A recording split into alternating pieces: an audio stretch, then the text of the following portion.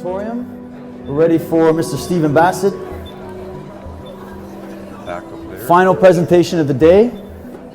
Right There here. they go. I know, it goes by so quick, eh, Cookie? You having a good time? Very good. How many people in the audience sitting here have had their own experience with UFO sighting or paranormal experience? Wow, look at this. That's right. We've been finding this all over. Go to Montreal, you should have seen the same thing. But let's get started with Stephen as people are coming back in. Stephen Bassett, as I'm sure you know, is the founder of Paradigm Research Group.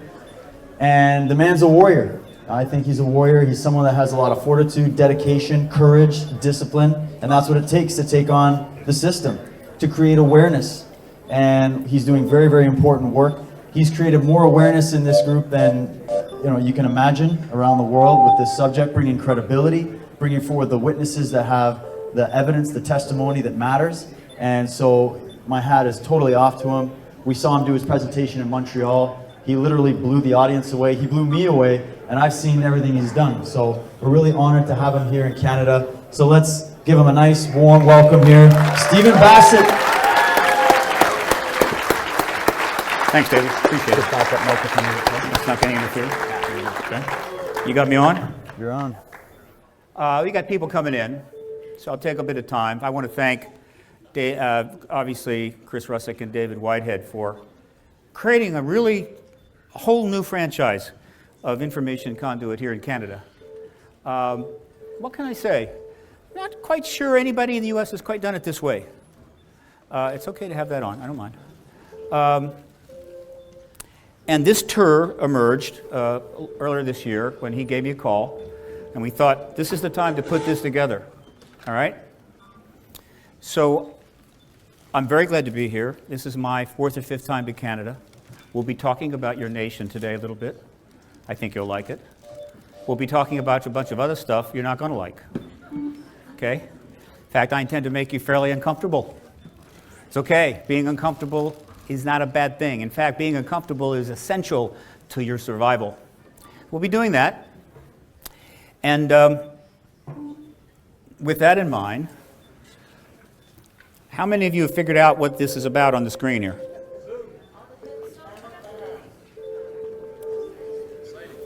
This is an absolutely ingenious video. It was created back in 2003. And what this is a record of all the nuclear explosions since 1945 around the world, by country, by intensity, by location. And as you see at this point, we're up to, U.S. has done, where's the thingy? There it is. The U.S. has done 372, and it's going month by month. We're up to 1964. Russia's done 230 of these explosions. We got 25 for Britain, 13 for France. And this goes on for about another, 10 minutes, right? And they just mount up. And they mount up until eventually it hits 2056, right? Nuclear explosions. And then at the end, it goes back and recapitulates them and shows you where they all occurred by country, right?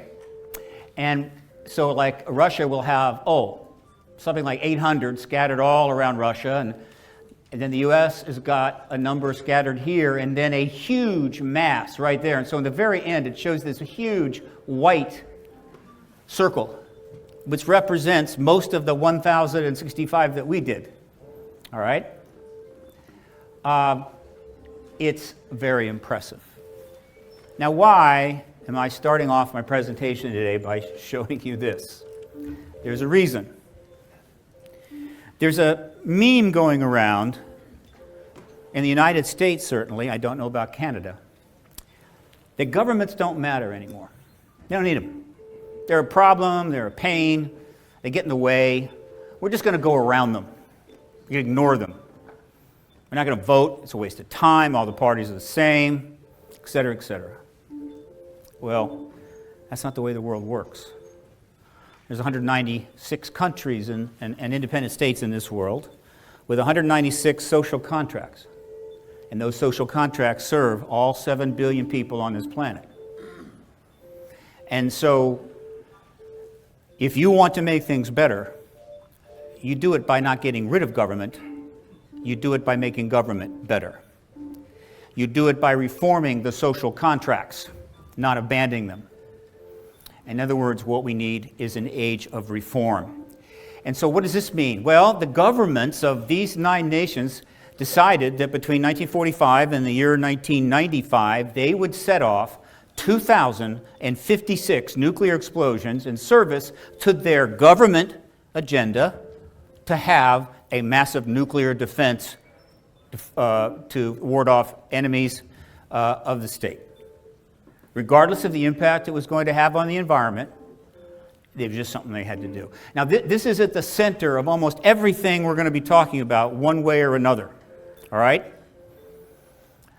And they chose to do it, and they did it. And if government chooses to have a war, it will send your kids to that war to die. So if governments don't matter, how come they can do things like this and start wars? Because they do matter. And so you don't run from them, you engage them. You don't withdraw, you vote. You are called to action. Because I am not a researcher. I don't have some tidbit of research for you that I dug up in a book somewhere.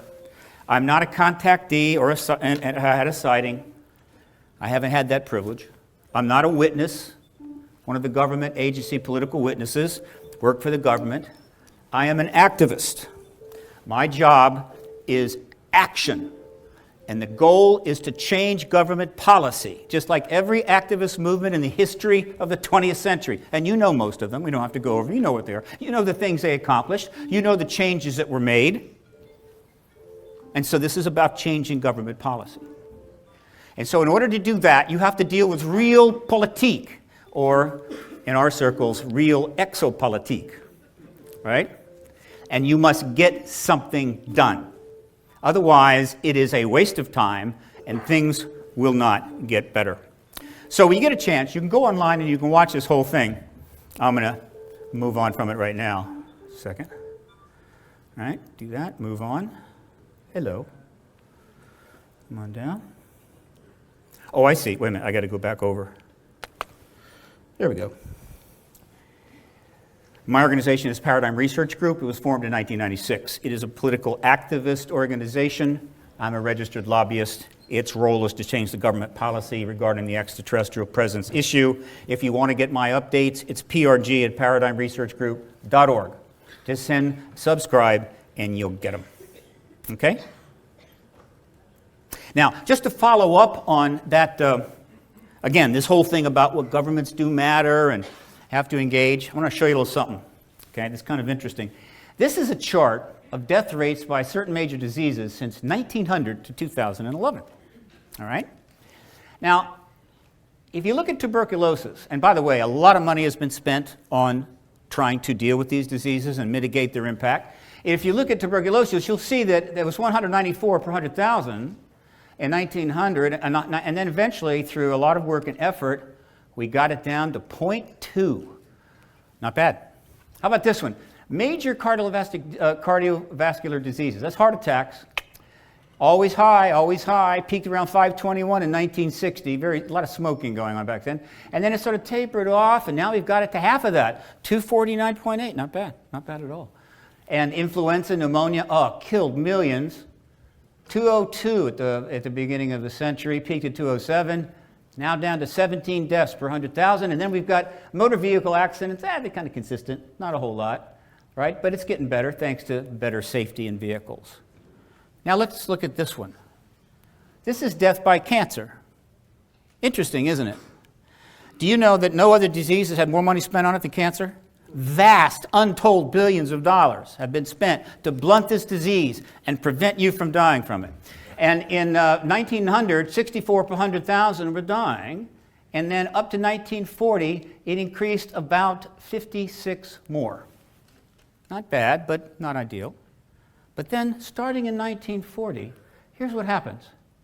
It goes up another 80 to 2,000 in spite of all the billions of dollars that were spent to deal with this disease. And that period exactly corresponds to the 2046 nuclear explosions that occurred all around the world, though not in Canada. You were very wise on this. And so you better believe that the cancer epidemic is significantly connected to the fact that we decided to explode those weapons and spread radioactivity into the air, into the water, into the groundwater. Okay, now that you're in a happy, mellow mood, let me move on here. Very quickly, here's the backstory. You already know this. I'm just giving you this kind of to create atmosphere. Very simple. Here it is. We dropped 2 atomic bombs on Japan in August 1945, right? Did some damage. On March the 5th of 1946 at Westminster College, that is the famous speech by Winston Churchill in which he basically announces the Cold War by stating that there is an iron curtain across Europe. On June the 25th, just a couple months later, is when Kenneth Arnold has his sighting, the most famous of the sightings of the early 1947. Huge number of sightings exploded in early 1947, marking a milestone in the change of the engagement by the extraterrestrial presence in the human race. Only 10 days after that, there were crash vehicles in New Mexico, right? They were not saucers. They were aerodynamic chevron craft, piloted by entities probably not as sophisticated as the ones that are common now. And they shortly exited the scene as things started to escalate in terms of that engagement. That's one of the reasons they may have crashed is because they weren't as sophisticated. We got the bodies, we got the craft, and of course there was the famous announcement July the 8th in the newspaper that could have ended the, or essentially announced the extraterrestrial presence in 1947, which would have been very interesting. Love to see how that would have worked out.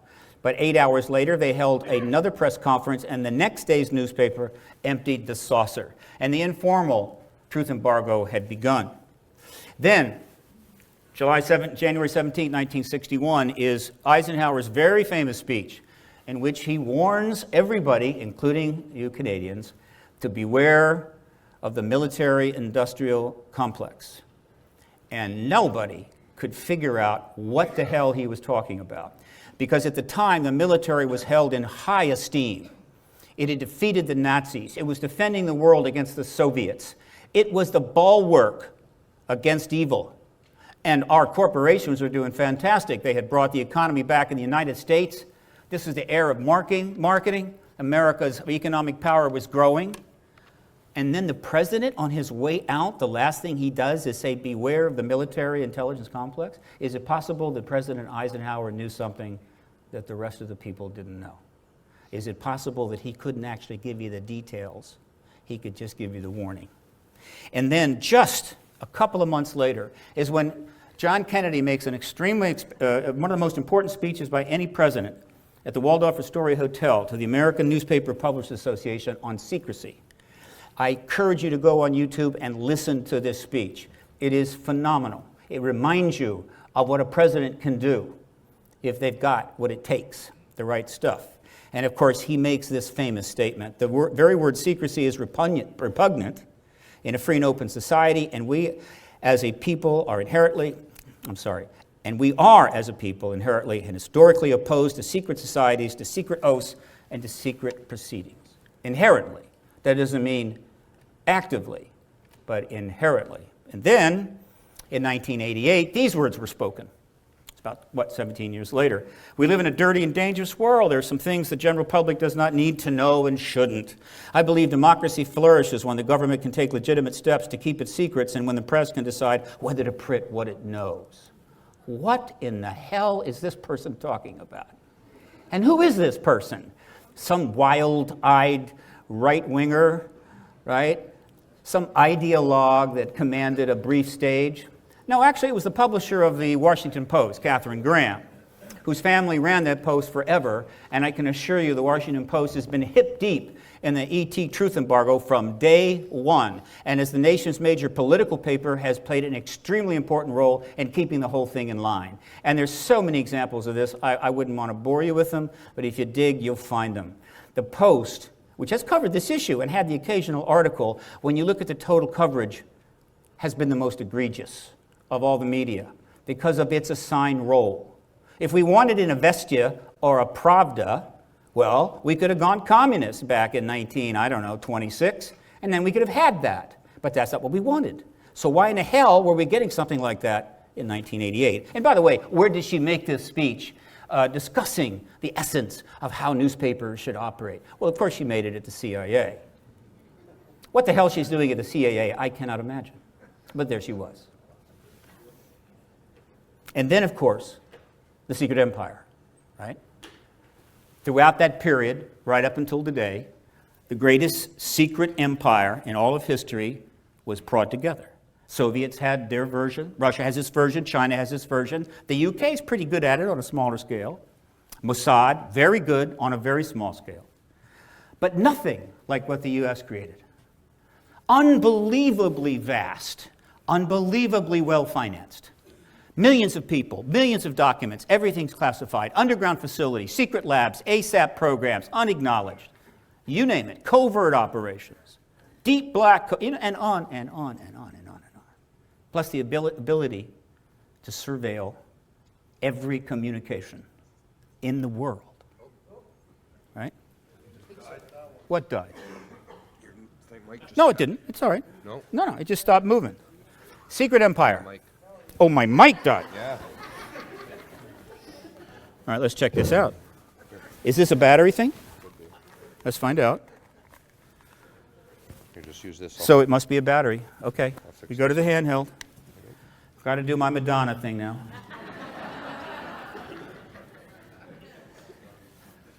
Look. I was born in 1946. Actually, I was conceived in February of 1946, right? It's a little more intimate. Because exact dates like that are not known, we don't have conception days, we have birthdays. I kind of think a conception day would be cooler, frankly. We're going to need better technology for that. Conceived in February. My father served in the Pacific. He was at Guadalcanal, and so he didn't get mustered out of the Pacific until the bombs were dropped on Japan. And it took a while, right? They had, there were a lot of troops over there. And they mustered them out through Australia, almost all of them. Right? And they had a problem, because the troops would go to Australia and they'd hang out, and when it came time to go back to the US, most of them said, no, I think we like it here. I think we'll just stay here. Right? But they had to leave. And so they came back to the US. And then my father was immediately signed to Bethesda, where he immediately met my wife and immediately conceived me.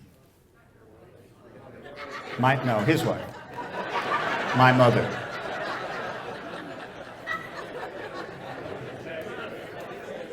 God, I hope the NSA doesn't pick up on that. It may get used against me. You know, I did go to Sweden once. I'm wondering if those two Swedish women are going to start talking about me, you know, and I'll end up in the Ecuadorian embassy with Julian Assange. We can play chess to pass the time. And so I am a nuclear child. If the bombs get dropped a day earlier, a day later, or they don't get dropped, I'm not here, right? I'm not here. It's an interesting connection, isn't it? But you know what it means? It means that I have lived, like many of you, and a few even longer than that, but not so many. I have lived every single day of my life with 4, I hope I can get all 4, threads operating at the same time. One of those threads was the threat of nuclear war. Lived under it every day of my life, and I still live under it, folks. Trust me, it isn't over yet. I've lived every day of my life under the modern era of the extraterrestrial presence. Ongoing since 47, hadn't stopped, raging right along. I've also lived every day of my life under a truth embargo imposed by the United States government on acknowledgement of this presence.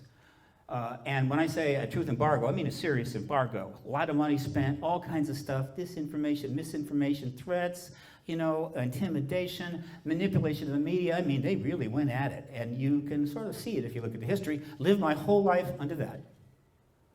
And finally, I lived my entire life while the vast world of the intelligence world, the secret world, was built up. I've watched all 4 of these things in parallel my entire life, and it's still going on. Now, with that in mind, let's talk about Canada, okay? Canada is a really cool country. I mean, You have got it made. I'm sorry. I know some of you are upset, and you get angry at this, and you get angry at that, and you got the bad politician. But just as someone that's been around, let me tell you, you have got it made. All right? Let's see. You've got 3 oceans on 3 of your borders, really cold oceans. Very cold oceans. And then on your bottom border, you've got one of the most developed nations in the United States, and other than the fact we invaded you in the Revolutionary War, 5 times in the War of 1812, and once in the movie South Park, Bigger, Longer, Uncut, overall we get along very well. And you're feeling pretty good about that. And there's a whole big country between you and another border that deals with less developed countries all the way down to the end of South America. And so you got that. But that's not all. Of all of the major nations, and I mean all the major nations, you have the second highest amount of land per person. The only other nation that has more is Australia. And a lot of that is in the outback. It's really not so good. That's really cool. That's a lot of space. You also have the second highest amount of fresh water per person in the world, only after Australia. I mean, you got some great water. Fresh water. And pretty soon, water is going to be more valuable than gold. But what else? Let's look a little bit more at Canada. Let's see what we got here. Oh, by the way, before we do that, I want to mention this. You see this phrase? Interestingly enough, in my entire life, I had never read this phrase until I wrote it down on the slide. Never read it. I'd never heard it before. And I'm pretty sure very few in this room have really ever heard it before. It just isn't part of your culture. Yet, I'm about to show you how exceptional you are. All right? Let's talk about this. This is a large quality of life schematic that is done by an organization that brings together a whole bunch of data from multiple sources and created what we call a quality of life index. Okay? Let me go over here. See how we're doing here. Okay? Let's talk about health. All right. Over all of the major nations, Canada comes in 6th. All right. France, Australia, Japan, Iceland, and Singapore ahead of you. Some of those are pretty small. That's a pretty good rating, folks. The United States, well, it's struggling, and it's coming in 39th, actually. How about education? Canada is 3rd. Victor Vigiani is, of course, a significant reason for that. Okay. United States is 22nd. How about wealth?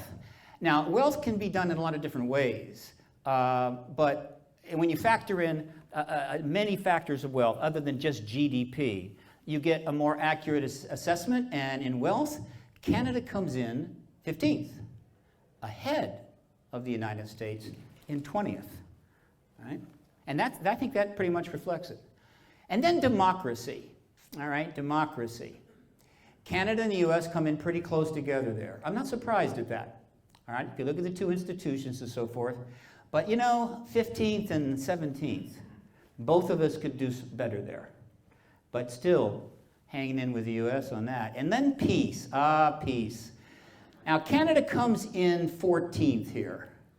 And it would be a lot higher, except in the last 10 years, you sort of took a turn away from peace. And that's what dropped you down, okay? But have no fear. Don't worry. The United States is off the chart in 81st. And let's talk about environment. Canada is in here in 40th. And that has a lot to do with fossil fuel stuff. You need to work on this. But the United States is in 52nd. And so overall, here we have Canada on across the board, all dimensions, 10th in the world in terms of your social contract. United States, 31st. Okay? So let's go on very quickly. Let's talk about this. More indexes. All right, what do we have here?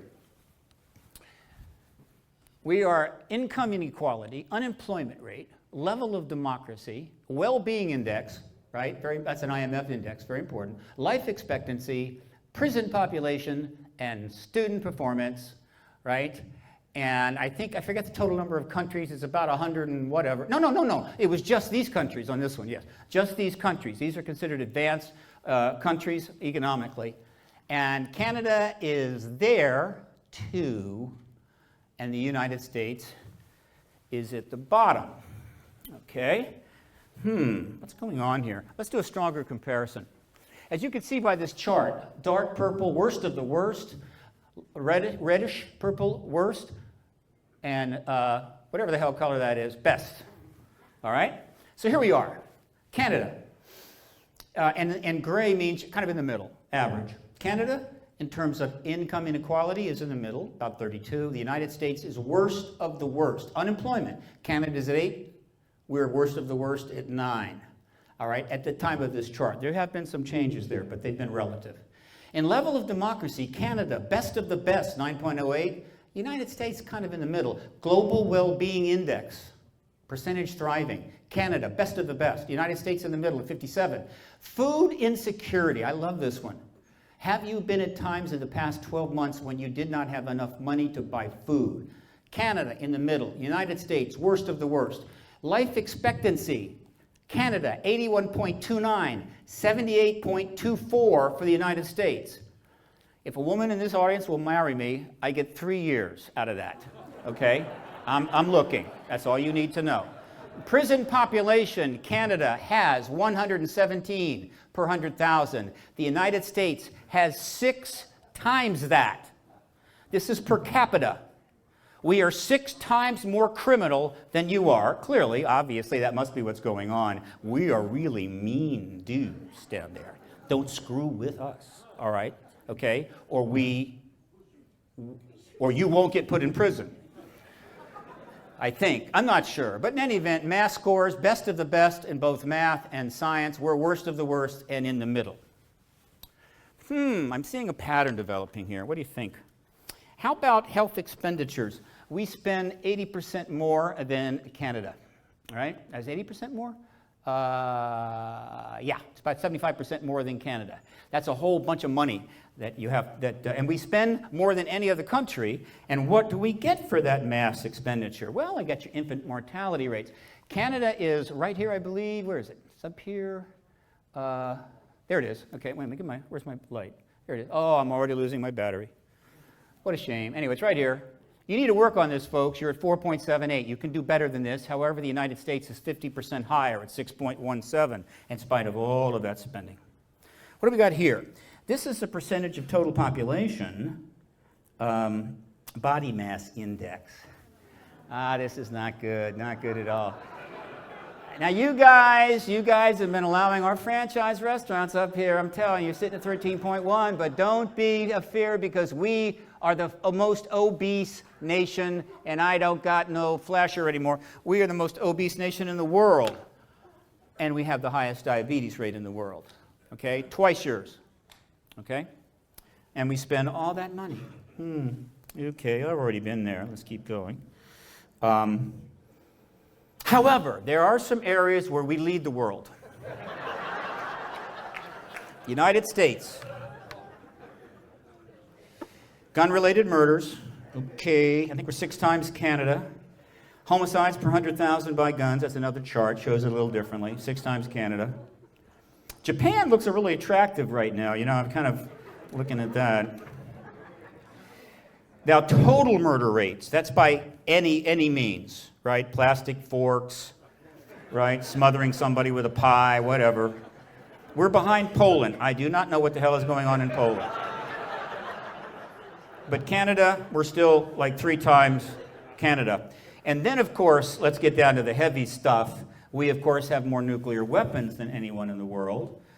Russia is slightly behind us, and half of those nukes, the 4,600 nukes, are under SALT treaty, meaning they're contained. But the other half, about 2,500, are not contained and we can do anything with them we want, and that is the same for Russia. And that is why the nuclear war scenario isn't over yet, folks. But it's even worse than it was during the Cold War, which I will explain later. Defense spending. This is a 2009 chart. It's modified a little bit because our economy went to hell. But as of 2009, a milestone was reached, which may have been the first in all of history, though I'm not sure. In 2009, the United States spent more money, $640 billion, and that doesn't count all the black stuff we don't know about, we still don't know those numbers. They're pretty big. But let's just go with the white numbers above ground. More money on our defense and military than all of the rest of the nations combined in the world. Okay? And if you'll look at Russia, our arch enemy, the great villain, the country that eventually going to take, they got Crimea. They're coming for Iceland next, you know that. Whatever. They spent $17 billion. We spent $640 billion. Now, why would anybody be intimidated by the United States? I mean, we're just taking care of ourselves. We're just keeping safe. That's all. Don't be concerned. We would never use our weapons against you unless we were threatened directly, right? So it's okay. No problem, right? Serial killers. We really lead the world in serial killers. Now, this is the recorded going all the way back to, I forget where. It's pretty much all the way back to records. That's a total number, 2,300. Canada's got 60, okay? All right? You probably could reduce that, but have no fear. We are the leader. And in case you're thinking it's because we're a large country, there is the per capita serial killers per million people. We are, I forget, 3.5 times Canada. So we got that down, which brings me to this. Okay? In the United States, the term American exceptionalism is rampant. If you do not buy into it, if you do not talk about it as a candidate, if you don't write about it, or if you deny it, you are an apostate. You can't win your election.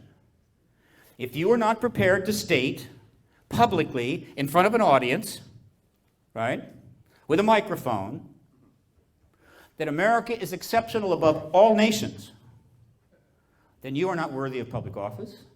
You're not worthy of being listened to. American exceptionalism has become, rather than an ideology, it has become a disease. Why? First of all, it destroys your eyes. Without your eyes, or diseased eyes, you're unable to see other options. You're unable to see what other nations can do, better opportunities, better ways to go, because you're already perfect. It destroys your ears. You can't hear the voices of others, maybe even in your own country, the opposition, or other nations that are saying, we got things pretty good here. Look what we're doing, right? And then it eats your brain. And once you have that disease, once you believe you are exceptional above all nations, then anybody that is better is a threat. And, well, you've spent $600 billion. You can certainly deal with that. And let me say that it's worse than that, because what is happening, and this has been going on since 1964 in the United States, is while the ideology of American exceptionalism has increased, the social contract of the United States has decreased. And so now you have a growing gap between the reality and the myth. And people are getting unhappy. And to put it another way, south of the border, things are not going well. Oh, you may look good in some respects. The baseballs and the football leagues are doing pretty well, and the very rich are doing extremely well. But underneath that is some major, major problems going on that could lead to rather serious consequences for you. Which brings me to this chart. This chart is the border between the United States and its neighbor, Mexico.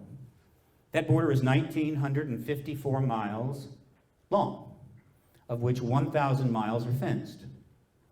And the rest is got helicopters and gunships and God knows what's going on, flying around. You've got vigilantes, you've got Border Patrol, National Guard, whatever, and we're doing our best there. But it's tough. It's estimated that 30,000 more children will be coming over from Central America.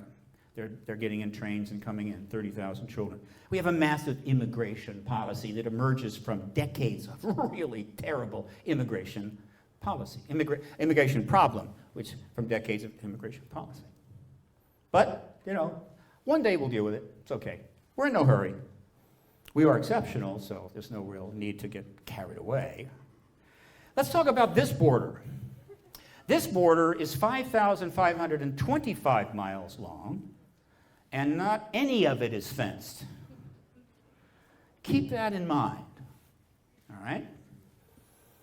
So you're saying, okay, Steve, you got, there's problems down there, I understand. And I think you're implying that those problems could become a problem for us. What kind of dot? Can you be maybe more specific?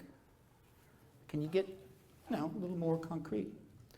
Okay, in order to do that, I must introduce you to the Denver International Airport. Fine airport. Let me just check. See, I'm doing on time. What are you doing here? Yeah, it's not too bad. It's a fine airport. I was there in Denver the whole time it was built. All of it. And it went on and on and on and on. It eventually ran over 2 years beyond the date it was to be completed. And of course the taxpayers were up in arms, and there was a lot of controversy, and they kept coming up with one excuse after another. The most amusing one was they said the baggage system was not working. We need another year, right? I'm going, what the hell? Are you trying to create an anti-grav baggage system in which the bag gets from the desk to the plane in like 2 seconds because it's on a magnetic, 200, whatever? Nah. Well, then the rumors started coming. Some rumors started to develop about this airport. Now, I'm not going to go into it in depth. A lot of stuff's come out. You can look it up. But one of the things that kind of emerged, which I'm going to talk about because it is emblematic in other ways of the deeper issues, before I do that, let me just also say a little bit more about the airport. The Denver airport is the second largest airport in the world, okay? It is 10,347 acres. The only airport larger is the Dallas-Fort Worth Airport, which is by those huge cities, Dallas and Fort Worth, 10,769 acres. But what's interesting is that in terms of traffic, the Denver airport is 18th in the world, okay? You take Atlanta, Georgia, it's got almost twice as many passengers.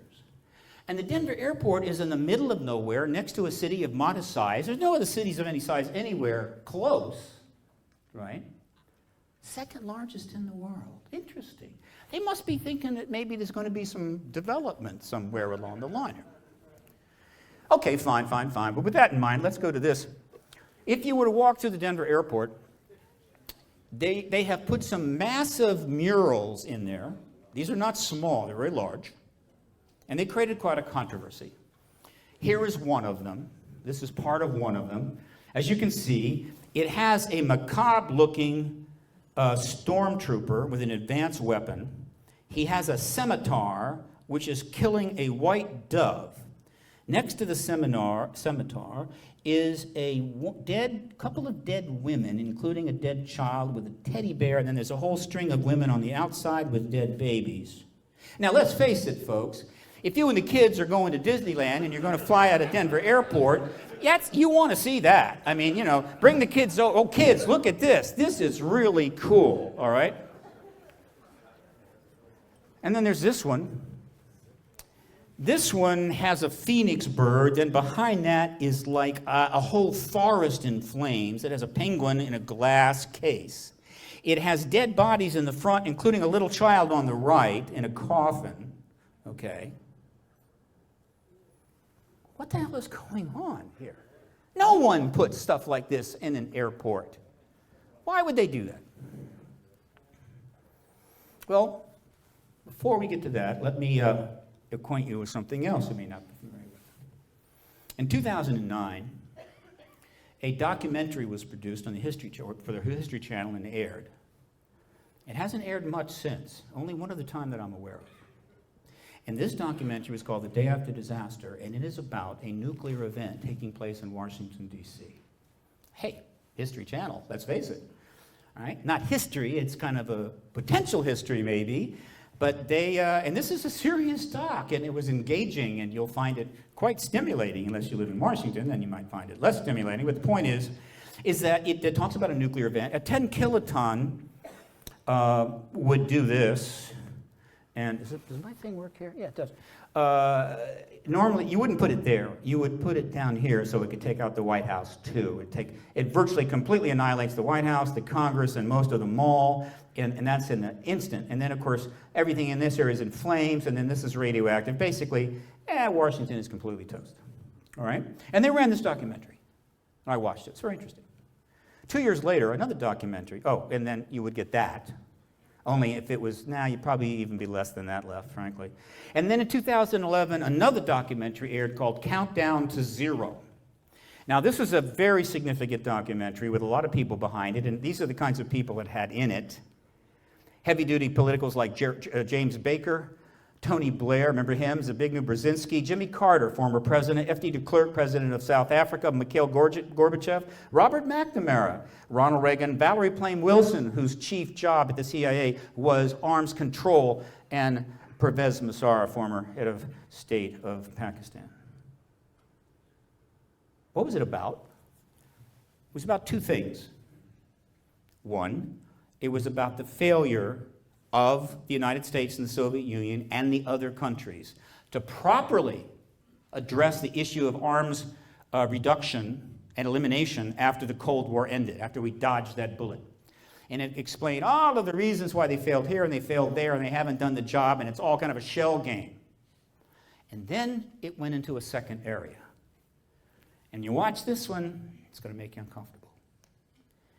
They went to great lengths to point out that the idea that we have control of all the nuclear weapons and the tactical shells and the suitcase nukes and radioactive materials and the MIRV warheads and everything is an illusion. We don't. And so anything could happen at any time, which might include this. The bomb that would do this would easily fit in the back of a simple van. Not even hard. Okay? You could drive it over the southern border. You could bring it over the southern border on the back of a donkey. You could bring it into one of our ports because, we have millions upon millions of these shipping containers coming in all the time, and we only inspect 2%. It's kind of like going to Vegas, It's like, put a couple dollars down, 50 to 1 odds. If you win big. If you lose, everything gets blown up. And when they aired this documentary, History Channel re-aired this one. So they ran virtually together. And then they were gone. This is called a limited hangout. This is not an effort by the United States government to inform the American people, which it's not in the business of doing, trust me. This is a limited hangout. Yeah, we said something, remember, 2011? Don't blame us. Don't blame us now. We mentioned it. You saw it, right? If you missed it, that's your problem, not our problem. Limited hangout. You're going to hear more about that. And I may run really long. We'll see what happens. Okay, some of you have probably guessed what this is. This is, of course, where all the Tasty Freeze franchises are located in the United States. Actually, this is a map of, there's not a really proper word. They're not all FEMA camps. A lot of them are. A lot of them are basically areas where people can be housed, right? Most of them involve military bases, old military bases. But let's just call them emergency camps, all right? And that is the map of them, all right? And now, these, it makes total sense. If you have an earthquake in California, if you have a major hurricane hit Louisiana, then you may have a lot of people and nowhere to go, and you need to house them until you can get them back. Apparently, they are pretty much concerned that a massive disaster is going to occur virtually anywhere in the United States here, right? It could happen anywhere. So we got to have all of these camps, called the FEMA camps. Okay. And then there's these. These are essentially air-sealed containers that are, in fact, in the business of burying people, used to put around the full crypt, right? To air seal it, no problem. Okay, so we do have these because people die in the United States. Not quite as often as in Canada, but as I said, United States. But we have a lot of them. And the interesting thing is that, They're scattered around in massive quantities out in the middle of nowhere. I mean, if you're going to have an industry that provides this kind of service or product, you'd think it would be part of warehoused or something, or next to the cemetery company. They're just kind of stuck out in the woods in giant, huge containers. What the hell is going on here? And why should you really, really be concerned? Right. Believe it or not, I am going to tie extraterrestrials into this later. Trust me, I can do it. Don't doubt me. All right. So here's the deal. The Denver airport took 2 years longer to build because next to the Denver airport, underground, is a massive facility that has been built to house the United States government. The full congressional legislative branch, which is about 15,000 people, the executive branch, and the Justice, Supreme Court, the three fundamental branches. The workaday stuff would end up being kind of scattered around here and there, all right? But in terms of running the whole government, well, you got to have a lot of space. But wait a minute, why did they need to do that? Why did they build all? That's a lot of money there, a lot of billions of bucks. What's going on? Well, I'll tell you what's going on. It's very simple. Amongst the insiders in Washington, the number one thing that keeps them up at night, they don't tell you, the paper's not going to tell you or tell us, the Americans, right? They're definitely not going to tell you. The number one threat that they are most worried about is a nuclear event in Washington, D.C. A 1, 2, 5, 10 kiloton device will be put on the mall and blow up the center of D.C. Now, that would be a problem, okay? There's a great writer named Tom Clancy, wrote some wonderful books, very connected to the military intelligence community, knows everybody, very popular. His, I think, Piece de Resistance was a book called The Sum of All Fears. The movie involved Matt Damon, I believe.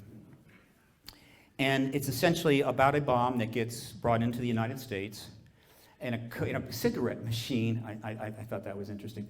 And it blows up Baltimore. Notice it blows up Baltimore, not the United States. That would have been pushed, Washington, that would have been pushed a little bit too far. So they blow up poor Baltimore. They blew up the Super Bowl. This is sacrilege. It's beyond disgusting. And the president escapes, et cetera, et cetera, et cetera. Why is this a problem? I'm not going to belabor this. I'm going to make it as clear as I can in as few words as I can.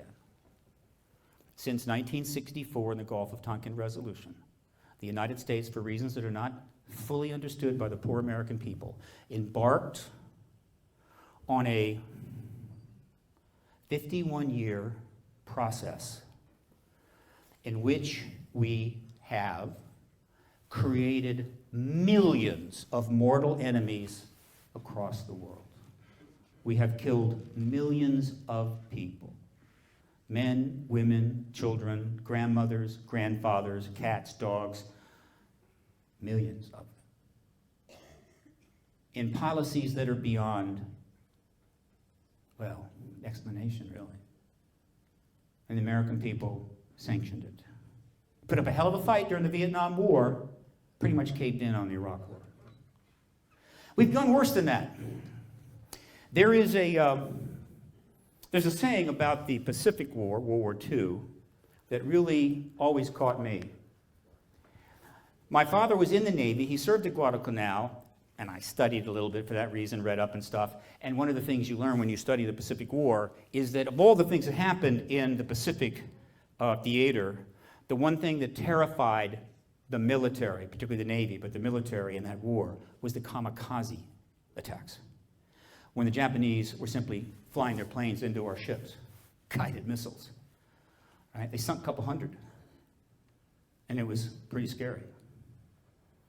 And the point that was made was that the reason that the kamikaze attacks finally stopped was not because they ran out of pilots.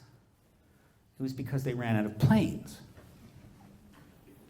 Since 1964, accelerating in 2001, the United States has created the largest kamikaze, suicide army in all of history. Untold thousands, probably tens of thousands of individuals who, for reasons which vary, are prepared to kill themselves in order to achieve ideology, revenge, whatever the hell you want to call it. In every way you can imagine. They blow themselves up, they fly planes into things, they walk into situations, kill 40 or 50 people with rifles, knowing they'll never get out alive, and on and on and on it goes. And of course, you have watched it from Canada. You have seen it. Right? Is there anybody with any common sense at all that doesn't think there is a very long list of people and organizations out there, if they can get a nuclear device in Washington, they're going to blow it up? It's without question. They're not going to blow up Toronto. Trust me, you're good. They're not going to blow up Montreal. Though Mr. Harper needs to change his policies, but that one day could become a possibility for you, but not yet. The number one target is Washington, D.C. That's why they built the backup capital. When a bomb goes off in Washington, D.C., virtually destroying our government, what's the government going to do? Are they going to go up to, like, I don't know, Rochester, New York, and say, hey, we'd like to move the capital up here now. Can we have a capital in Rochester? They're going to say, I don't think so. I don't think so. Nobody is going to accept it. But worse than that, they can't do it. They have to put it underground.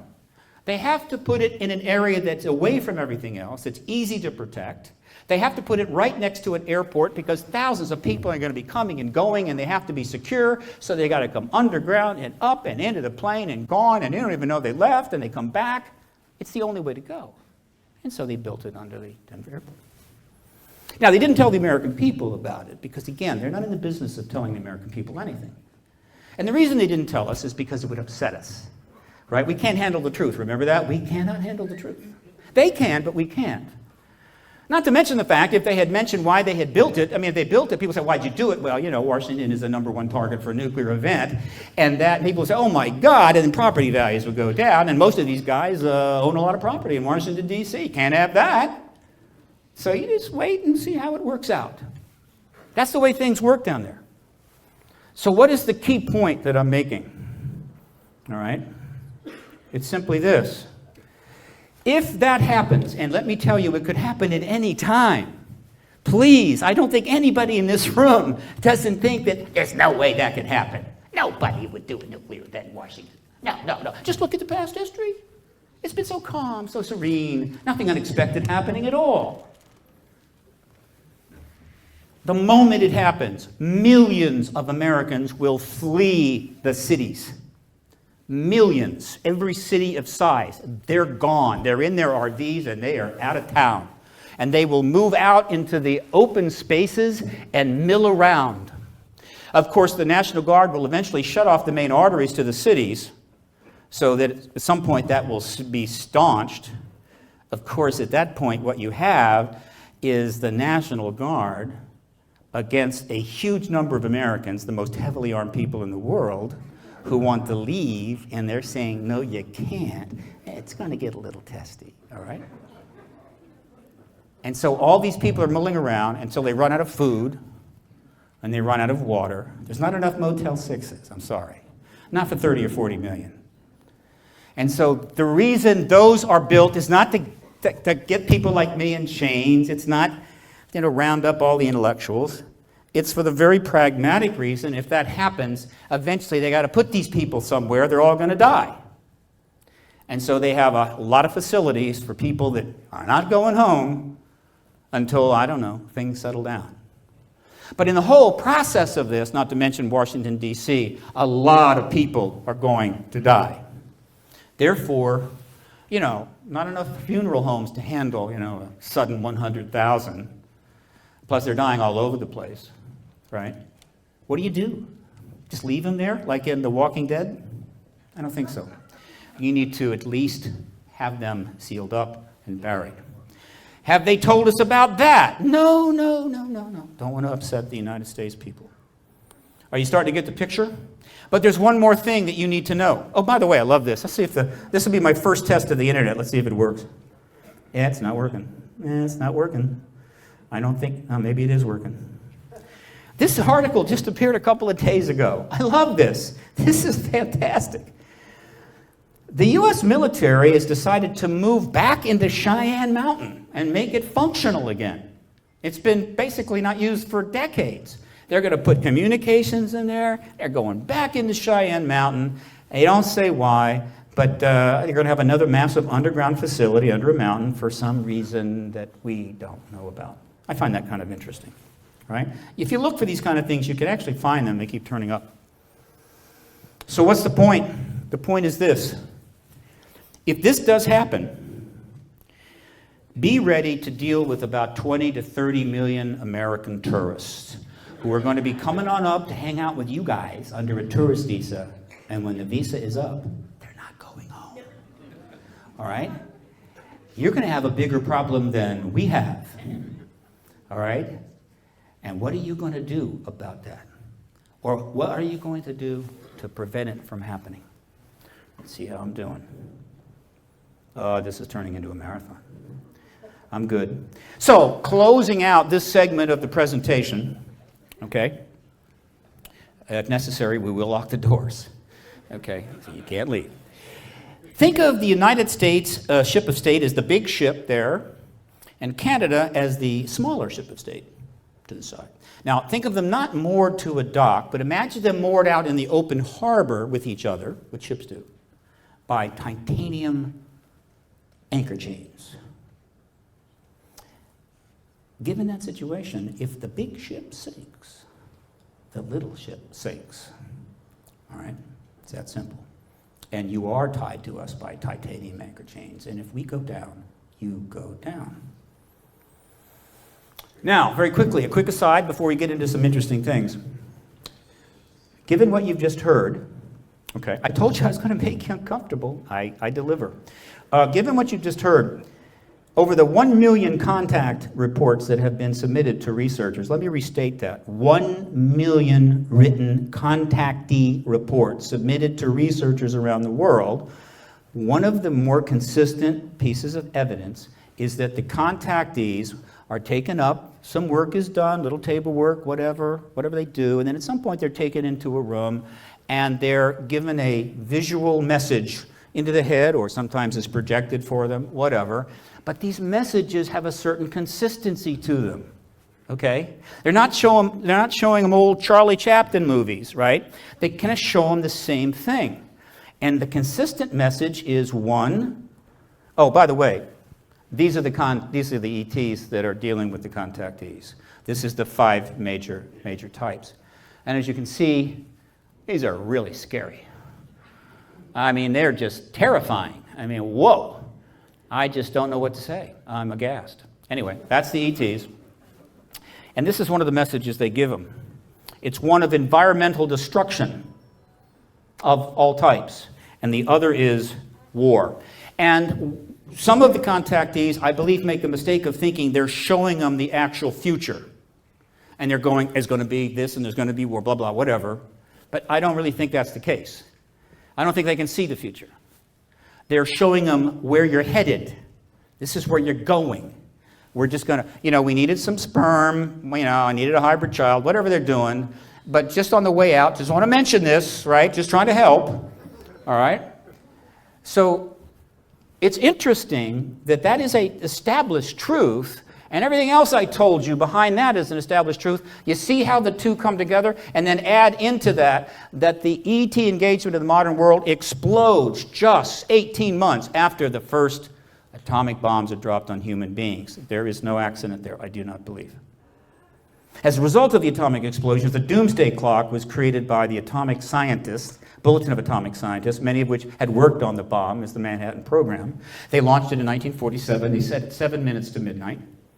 And it was to draw attention to midnight on that clock, which is nuclear war. And over the years, they have moved the clock forward or backward, depending upon world circumstances, and they get a lot of press for it, to try to keep us aware of the fact that, you know, there's still these thousands of nuclear warheads and submarines off the coast, and if somebody has a bad day, it's over for everybody. Recently, they moved the clock 3 minutes closer to midnight, about a month and a half ago. I'm sorry, 2 minutes closer. It's now 3 minutes to midnight. I won't bore you with the details. In 1999, I created another clock called the Paradigm Clock. I published it on the Paradigm Research Group website, .org website. And it was to draw attention to another midnight. All right? And I published it retroactively. I imagine that I'd published it in 1947. I set it to 7 minutes to midnight. And then if you go to the website, by the way, I need to update the whole damn thing. But you can see how the Paradigm Clock has moved further and further, closer or further away from midnight over the years based upon events. It's, you know, it's arbitrary. It's purely me. But I got a lot of press. What's midnight on that clock? Disclosure. What we're here for. Disclosure Canada. Not small d disclosure, which is going on as I flap my lips right now, but big D disclosure, all right? Big D disclosure is this. It is, and only this, the formal acknowledgement by the world's government of a non-human extraterrestrial intelligence engaging the human race. That's all it is. Nothing else. It's not the announcement that the extraterrestrials are from this planet or that planet. It's that they're here. Nothing else. And that is the policy change we want. That is the government action we must have. Now, let's see what I got here. I don't even know what I got here. Oh, there's this. Over the years that I've been doing this, 18 now, I have come to sort of a sense that I feel very strongly about. I believe that since 1947, there has been a race going on, a little contest, to see which clock strikes midnight first. That clock or this clock. Now, some people say, well, what does it matter? I mean, we could have disclosure tomorrow and still have a nuclear war. True. But based upon what I'm seeing now, if we don't have disclosure, we're really got to have a nuclear war. I think we can count on that. But if we have disclosure, we might not have a nuclear war. For a lot of reasons I spend hours talking about, but a lot of you already know the reasons. I don't have to tell you. It is a paradigm shift. It is a world-changing moment. It is a movement into another time with new equations and new rules and new understandings. It's the Copernican revolution times 1,000.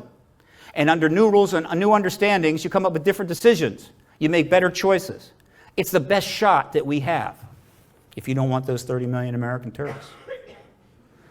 So, what's the title of this? Is the truth embargo in its final days? Here's why it might be. We have a shot, right? A lot of people have worked very hard to give us a shot to get it done right now, this year. The announcement, the paradigm change, right? Now you may say, I don't believe it. I don't believe it. It hasn't happened. People say, Steve, you always say disclosure is going to happen, and it doesn't happen.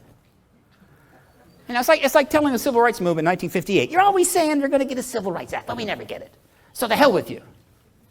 Come on, please. It's activism. It's difficult. The government is putting up a hell of a fight on this, all right? We launched the petition for disclosure on September 11th of September 22nd, 2011, all right? And that petition and all the other petitions are at this website, right? Which is disclosurepetition.org. And you can go there and you can see all the petitions that have been filed and so forth, okay, and read up on that. Now, that was, not a huge thing, but it was interesting.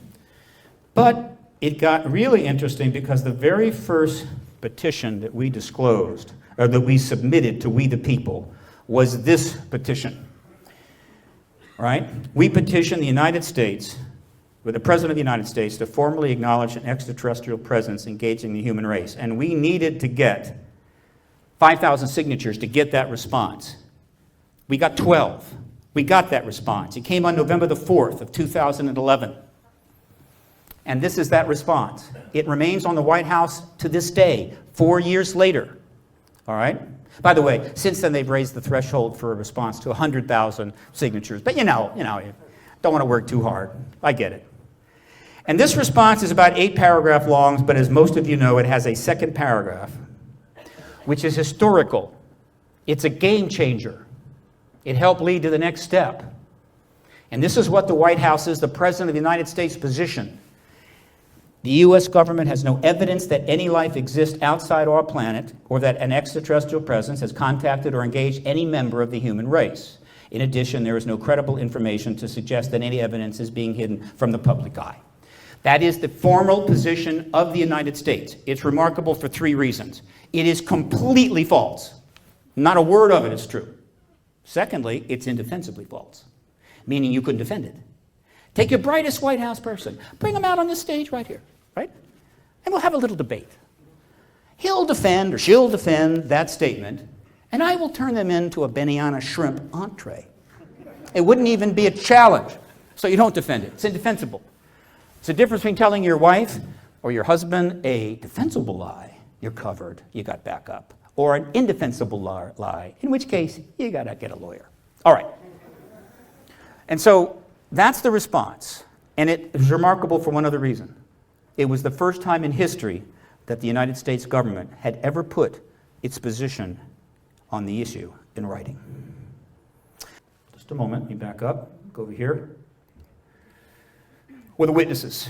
The witnesses are the major driving force of what's going on. This you'll find at thecitizenhearing.org. Paul Hellyer was a witness. Stanton Friedman was a witness. By the way, Stanton Friedman was a witness in 2013 at the mock congressional hearing held at the National Press Club, which is an historical event. Stanton Friedman was part of the last actual congressional hearings in 1968. He stuck around all that time and closed the circle, but it won't be completely closed until Stan Friedman is in front of a congressional committee of the United States Congress.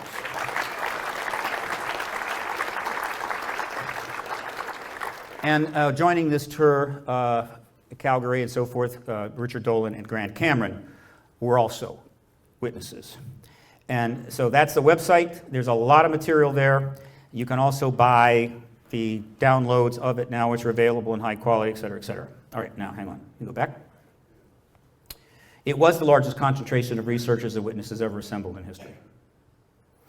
Now, once that was done, and we filmed it, began the last phase, the Congressional Hearing Initiative, which has the potential to bring us disclosure this year, by the summer. And I'm going to try to show that to you, and I hope you agree. If you don't, it's okay. You can tell me that. Most of my colleagues do not believe disclosure will ever happen. You've heard it. You've heard it a number of times. George Norrie doesn't believe it, and maybe they're right. But I think it is going to happen, right? Because I know how many people want it to happen. Now, what's this about? Okay, hang on. If you go to paradigmresearchgroup.org, the main opening page of the portal of Paradigm Research Empire, whatever, and you punch through that graphic, what you get is the full-page status area of the Congressional Hearing Initiative. You have a status report, okay? Then you have these little things, we'll get to those in a minute. And then you have a compilation of the press releases. You have a compilation of all the media coverage. You also have lectures that I'm doing on the CHI, and this is the media interviews that I've been doing. There are 50 now on the CHI, and it's just going to keep building. All right, so you can find it all there, Congressional Hearing Initiative. Okay? So, all right, what's going on here? Simple. We turned the 30-hour session into a 10 DVD box set, the whole 30 hours of witness testimony, and we shipped them on November the 5th to every single member of Congress. Every office, right? And at the same time, we launched a social media campaign from factsonwashington.org, from disclosure.media, and from the Facebook page of group, the Disclosure Lobby, which has 13,300 members right now. Please join, all right? And generated over 1 million tweets, Facebook messages, hashtag disclosure, and emails across the entire congressional spectrum, letting them know we're coming, letting them know about the DVD, all right? And now I think it's up to 1.2 million, all right?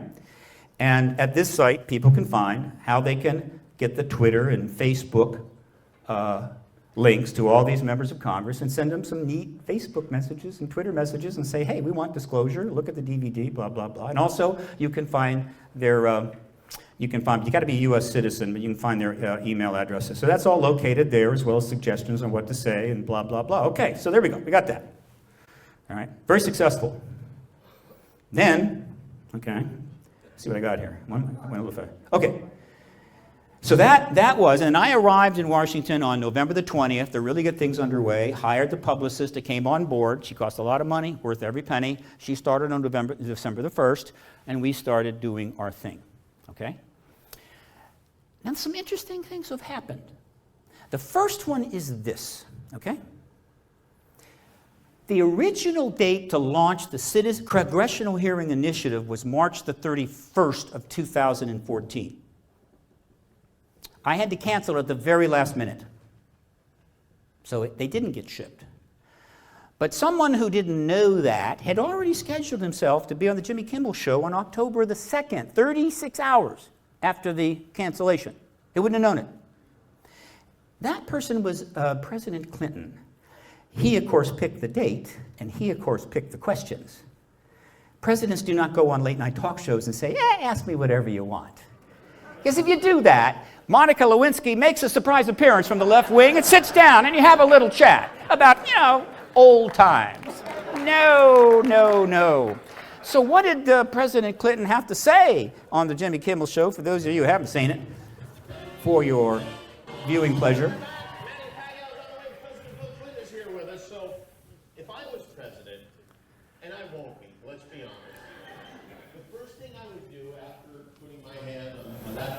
Taking that oath to serve the country is, I wouldn't even probably finish the oath. I would run to the White House. I demand to see all the classified files on the UFOs. Because I want to know. I want to know what has been going on. Did you do that? Sort of. Sort of. Yeah, we had, I think it was at the beginning of my second term, we had the anniversary of Roswell. You waited that long? I did. Well, I didn't, and then there's also Area 51. You remember there was a great sci-fi movie where there was an alien kept deep under the ground in Area 51? So first I had people go look at the records on Area 51 to make sure there was no alien down there. No. And people thought that because everybody who works there has to stop about an hour away and put on special clothing and then drive in and out. That's because a lot of our stealth technology is made there. We know that now, but there are no aliens there. So then when the Roswell thing came up, I knew we'd get zillions of letters, so I had all the Roswell papers reviewed. No. If you saw that there were aliens there, would you tell us? Yeah. You would? I think, look, what do we know? We know now we live in an ever-expanding universe. We know that there are billions of stars and planets literally out there, and the universe is getting bigger. We know from our fancy telescopes that just in the last 2 years, more than 20 planets have been identified outside our solar system that seem to be far enough away from their suns and dense enough that they might be able to support some form of life. So it makes it increasingly less likely that we're alone. Oh, you're trying to give me a hint that there are aliens. I'm trying to tell you I don't know, No. but if we were visited someday, I wouldn't be surprised. I just hope that it's not like Independence Day.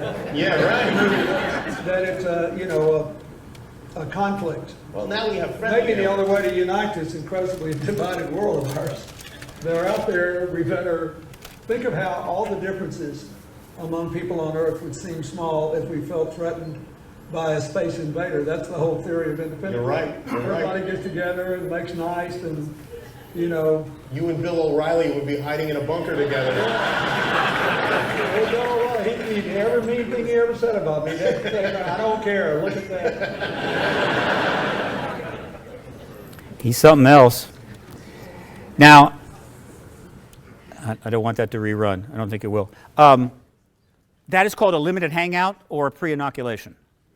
He knew that those discs were headed to Washington. he billed himself 2 days afterwards in order to say some things that would mitigate what is coming. And I'm going to show you in a little bit what's coming. And it's pretty heavy, all right? So that was a response to the Congressional Hearing Initiative. That I contend that if Bill wants to challenge it, I'd love to have him come forward and speak about that, okay? So I arrived on November the 20th. We got things going, and we were setting things up all through December, all right? Then on 170 offices received verbal requests to meet in early January, right? 7 committees were approached. And then that was narrowed down in early February to just 93 members of 5 key committees. And that's where the focus has remained, okay? Now, we had already gotten some press in the Washington Times, several articles announcing what we were doing, laying it all out. They knew we were coming, pretty much known on the Hill. All right? So we're making progress. And then on February the 3rd, but you know, it's slow going. Then on February the 13th, this happened. John Podesta, former chief of staff to Bill Clinton, advisor to Bill Clinton, head of the and founder of the Center for American Progress, right? And of course, it just finished up as a 1-year advisor to President Obama. And had just been announced, I'm going to go all the way to 6. No, your mic. Oh, I forgot about this. But you didn't say anything, which shows how I project. I project, don't I? I can project. I project. So, and he has already been announced that he's going to become Hillary Clinton's chief advisor, and she is leading in the polls to be president of the United States. So naturally, when you're leaving the White House job to become the key advisor to the next heir apparent to the presidency, you want to put out a UFO post. They do it all the time, right? So he puts out this UFO tweet. Now understand, we have now been in Washington November 20 to December 20 to January 20. We've gotten articles in a number of media, which I'll show you in a bit. All right? Things are moving forward. And he makes this tweet. Finally, my biggest failure of 2014, once again, note that, not securing the disclosure, hashtag disclosure. Remember, what was the hashtag of the 1 million tweets and Facebook messages? Disclosure. He uses the same hashtag. Releasing the UFO files, and then copies the New York Times columnist Maureen Dowd, who, for many months now, has been slowly roasting Hillary Clinton over the coals. You just don't do that. It just doesn't happen unless you have to. Why did he do this? Limited hangout, pre-inoculation. He knows what's coming. He got back on the record reminding people that he had called for the release of UFO files in 2002, 2003, that he had written the foreword to Leslie Kean's book about the UFO phenomena. He'd been in the documentary about that. He'd been out there trying to do the job. Of course, he's completely tied into Clinton, so by inoculating himself, he inoculates them. This was a response to the Rockefeller Initiative, okay? And then that generated some interviews, okay? Got some interviews right away.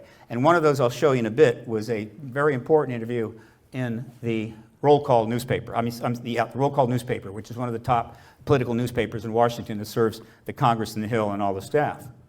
All right, and so that gets rolling, right? When the Roll Call newspaper article comes out, I started getting the meeting requests, and I started going up in the Hill and meeting with staffers of the House and Senate side. This goes on for a week or so. And then, guess who turns up on the Jimmy Kimmel Show? March the 13th. March the 13th. Oh, wait a minute. Did I miss that? Hang on. Come on. Yeah, there we go. I love it when things work. This is something I feel like, if I was the president, then it's unlikely that Sound familiar? we're going to happen. If I was the president, It was unlikely that I was going to be president. the moment I was inaugurated, my hand would just, it'd still be hot from touching the Bible, and I would immediately race to wherever they both have the files about Area 51 and UFOs, and I go through everything to find out what happened. Did you do that? That's why you will not be president. That's the first thing that you would do. The only